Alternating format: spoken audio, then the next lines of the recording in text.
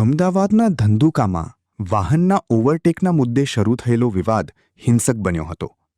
આ ઘટનામાં વિધર્મી યુવકોએ ધર્મેશ ગમારા નામના યુવકની છરી મારી હત્યા કરી હતી.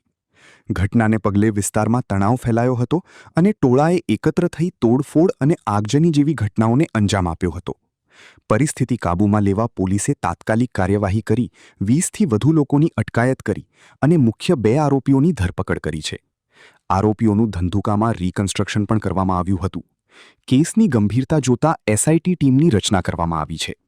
હાલ વિસ્તારમાં ભારે પોલીસ બંદોબસ્ત ગોઠવી દેવામાં આવ્યો છે અને તંત્ર સંપૂર્ણ એલર્ટ પર છે. આજે આરોપીઓના ગેરકાયદે બાંધકામ પર બુલડોઝર ફેરવવામાં આવી રહ્યું છે. દુકાનો, શેડ અને મકાનો દૂર કરવાની કામગીરી ચાલી રહી છે. ગેરકાયદેસર વીજ જોડાણો પણ કાપી નાખવામાં આવ્યા છે. ડિમોલિશન થાય તે માટે મોટી સંખ્યામાં પોલીસ બંદોબસ્ત ગોઠવવામાં આવ્યો હતો, જેથી ધંધુકા પોલીસ છાવણીમાં ફેરવાયું હોય તેવા દ્રશ્યો સર્જાયા હતા. એસપી સહિતના અધિકારીઓ સ્થળ પર હાજર રહી પરિસ્થિતિ પર નજર રાખી રહ્યા છે.